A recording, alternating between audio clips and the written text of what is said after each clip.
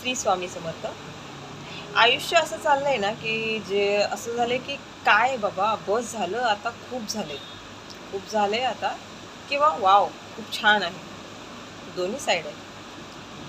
पण चांगलं असू दे, वाईट असू दे, जे काही चाललेलं आहे आयुष्यात, एकच गोष्ट कधीही करायची सोडू नका, ती म्हणजे नामस्मरण.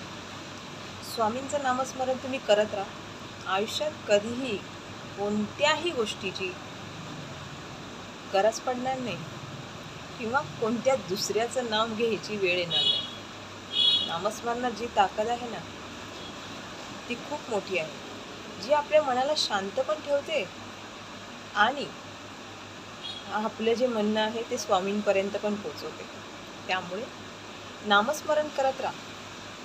मग भले ते स्वामींचं करा, मी तर स्वामींना मानते, पण तुम्ही कोणत्याही तुमच्या देवाचं नामस्मरण करू शकता.